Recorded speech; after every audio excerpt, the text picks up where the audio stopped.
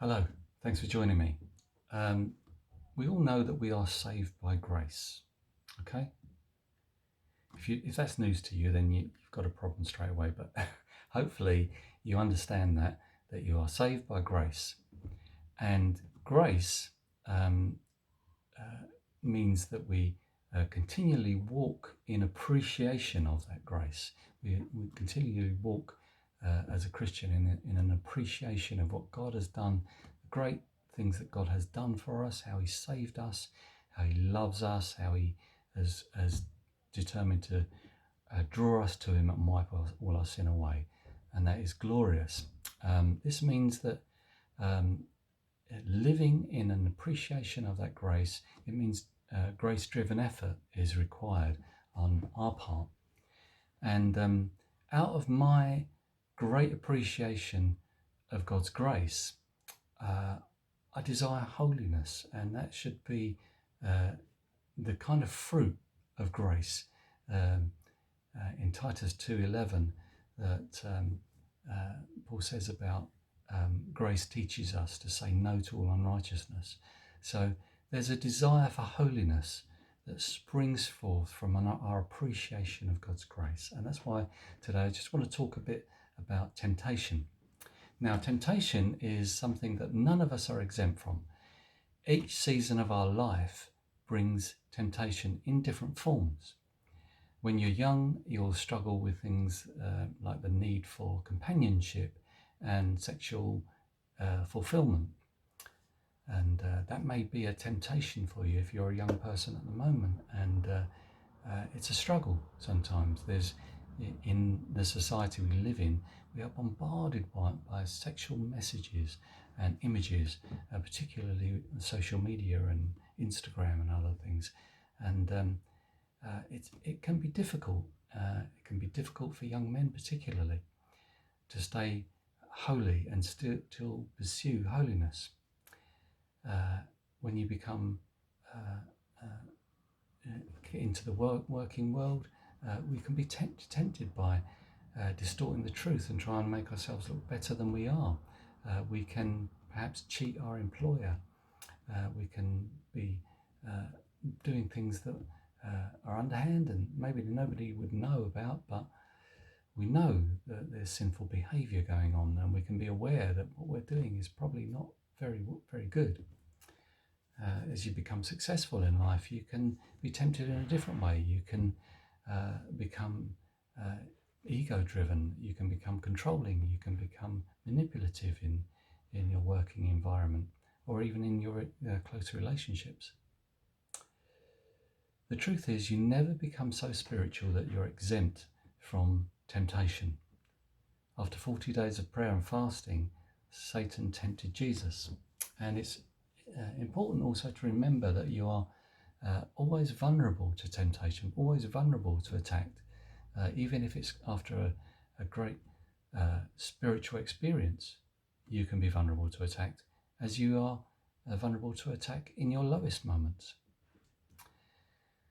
Satan understood Jesus' assignment, and he was out to stop him from fulfilling his assignment and accomplishing it. And he's out to stop you in becoming who God has called you to be, and what God has called you to do in your life and to partake of. He's out to destroy your intimacy with God and rob you of it. And so we have to be careful with temptation. It's always there. And we all suffer from weaknesses. So, in overcoming temptation, it's important to know our weakest areas. And Paul says in 2 Corinthians 2, we are to keep Satan from taking advantage of us. You will always be tempted in your weakest areas. So, firstly, prepare yourself. Do you know your weaknesses? Do you know those areas where you're likely to be tempted? You're likely to be drawn in. It may be very subtle. It may be very small, or seem like a very small sinful thing that you are succumb to. But it will rob you of your intimacy with God, and it ultimately rob you of your destiny that God has called you into, or at least limit it. So prepare yourself. Know those areas where you're weak. Where does your temptation originate from? Is it through your phone? Is it through a certain friendship or a group of friends that can draw you away from God? Secondly, brace yourself for impact. Ask God to help you to detect Satan's advances. There's a tale about Martin Luther, apparently, when in Wartburg Castle in Germany, if you go and visit, it was a place that Martin Luther, the great reformer, stayed in.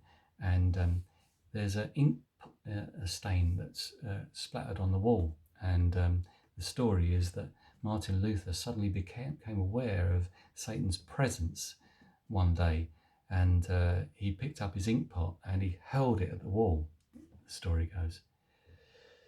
Now,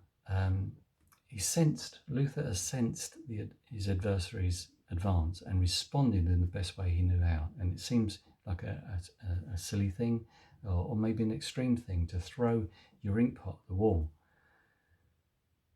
But the question is, do you have that kind of spiritual sensitivity? Are you aware when the enemy is pulling you into a situation, and how do you respond? Now, Jesus said in Matthew 5:30, if your right hand causes you to sin, cut it off. And there are times that we have to be quite extreme. We might have to cut off relationships. We might have to change our mobile phone to one that hasn't got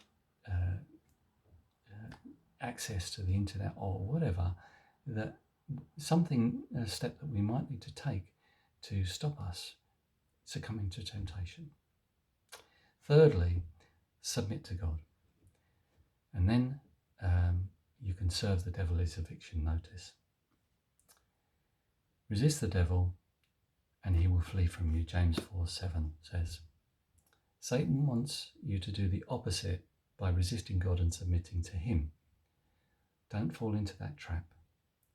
Resist the devil and he will flee from you. Have a great day. God bless.